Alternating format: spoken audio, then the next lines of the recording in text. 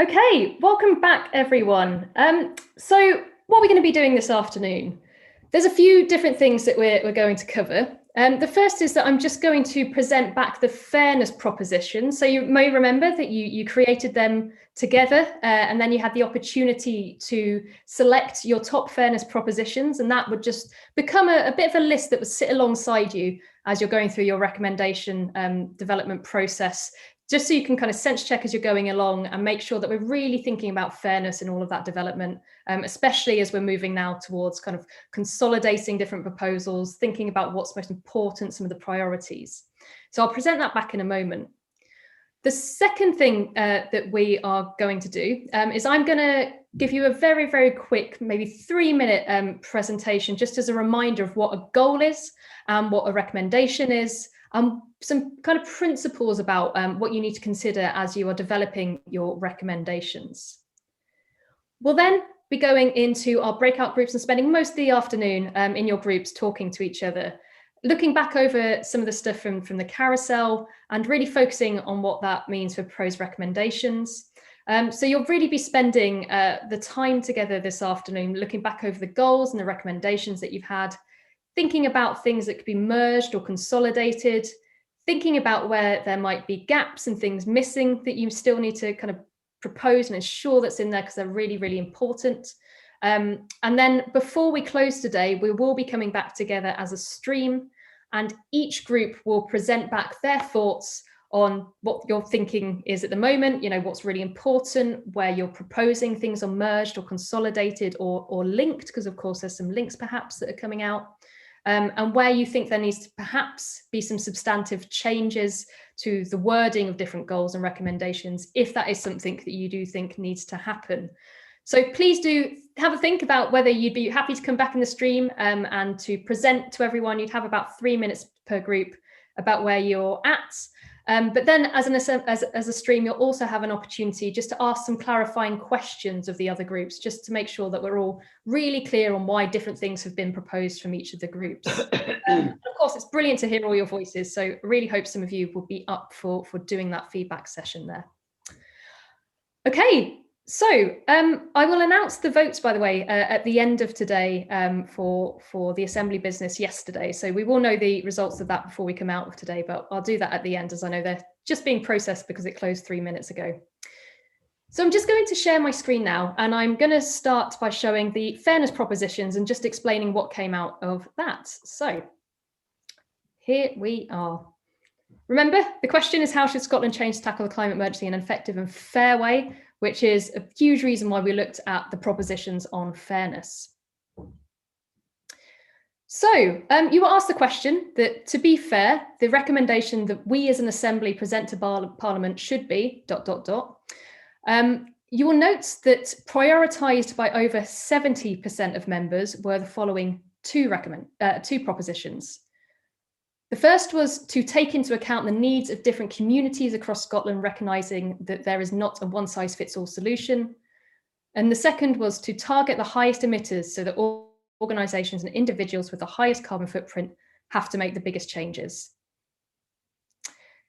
Between 60 to 70% of members prioritise the next four, which are to act immediately so that future generations are not unfairly burdened with the responsibility of making change, to emphasise that it's everyone's responsibility to make changes, individuals, communities, businesses and government, to support people to grow knowledge and understanding to make informed decisions and to help those with least capacity to make change to play their part, and to support workers in industries where change will lead to job losses. So that was what was between 60 and 70%.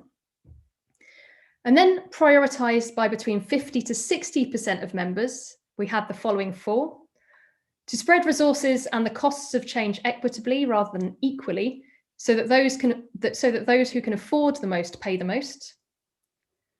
To be affordable to all and not disadvantage people on lower incomes. To not increase social and economic inequalities. And to protect vulnerable and disadvantaged groups from impacts of climate change and measures to combat it, ensuring that no one gets left behind. So what I've just read out there and what's on that slide there are essentially the top 10 propositions that came out across the Assembly. But I'll show you what happened to the rest. So those that were prioritised by between 20 to 50% of members were the following: to not disadvantage rural communities, to prioritise measures and investments that benefit everyone for the common good, to be cost effective and consider implications for the public purse, to be free from self-interest and non-partisan, to not have a negative impact on developing countries, to help high carbon industries through the transition, to involve ongoing engagement with people most affected by change, to not disadvantage people with disabilities, and to consider Scotland's impact on global share of carbon emissions historically and for embodied carbon. And then there were three that were prioritised by less than 20% of the Assembly, and they were to ensure that business and industries that have benefited most in the past contribute the most, to not ask too much change from people too quickly, and to put people of Scotland first. So that's how you dealt with your propositions on fairness. So again, just a reminder, this is a list that you'll be referring to, especially next weekend when you're really coming to that task of looking at all of the recommendations and moving through the rest of the process. Okay, super. Right, I have another thing that I just need to do now, which is to move on to a reminder of what a goal is, what a recommendation is, and a little bit of a reminder about how we've got to where we are now. So I'm going to share my screen again, if you just bear with me one moment, and I will take you through this.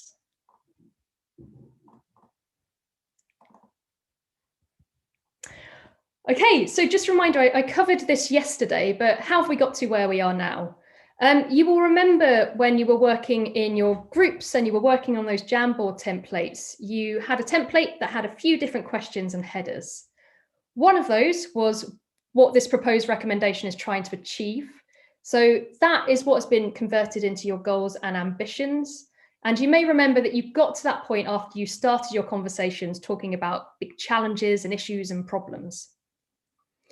When you looked at that, you then went on to thinking about types of actions that were needed and that you were going to suggest in order to achieve what it was that you'd stated. And so it's those actions that have formed the basis of the recommendations that you have put forward so far.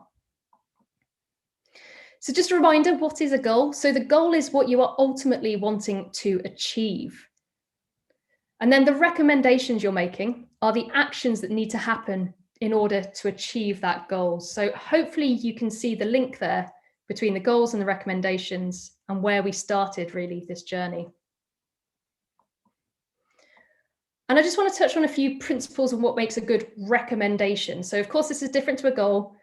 This is the action orientated stuff, but what makes a good recommendation? So there's a few principles.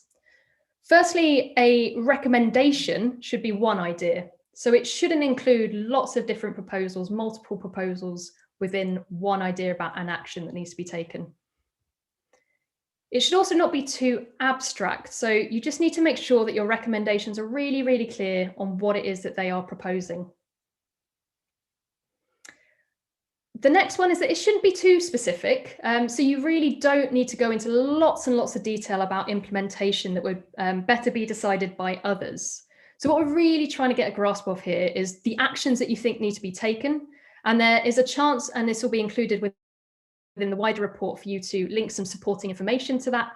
But within the recommendation text itself, you don't need to be too specific, but you do just need to give direction about the action that needs to be taken in a way that's quite clear and can be widely understood.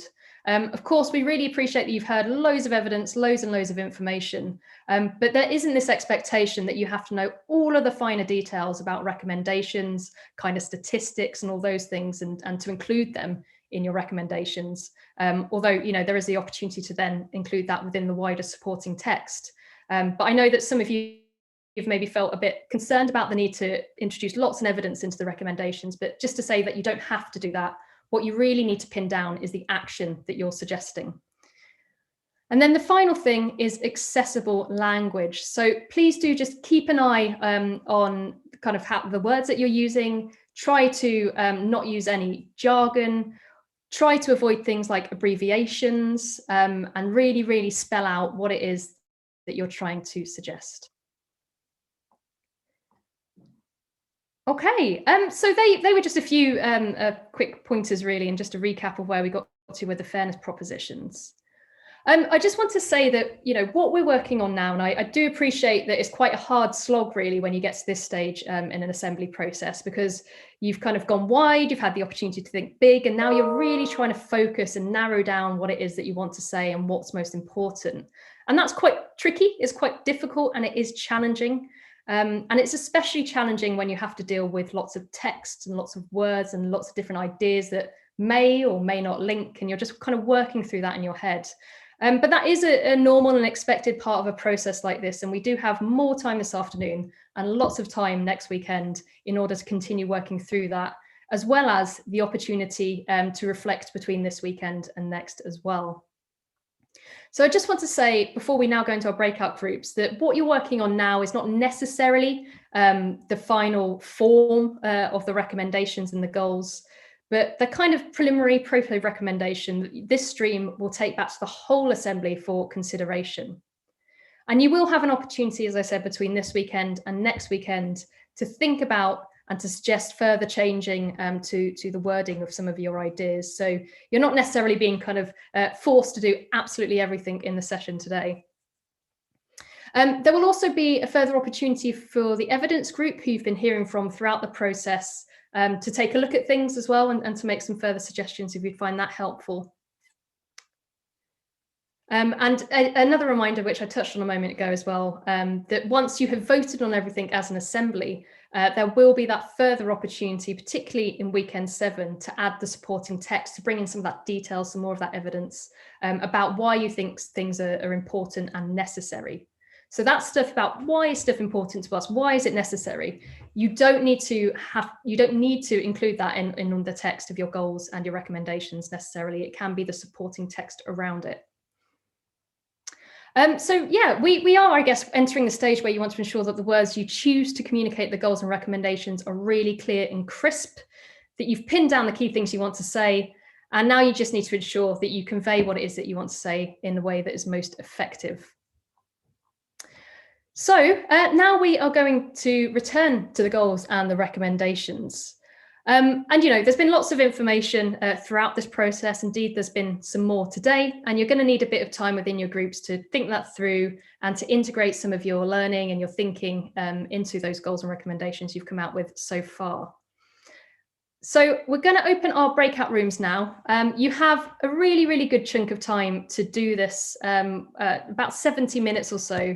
And then we're all going to come back and you are going to share with the rest of the stream a few things around where you may focus some attention and some of the goals you see are most important, around where you're suggesting different goals or recommendations need to either be linked or merged, where you think there might need to be really substantive changes to the focus of a goal or a recommendation, and where you might be suggesting anything totally new because you think fair and effective change absolutely requires that goal or a recommendation to be included.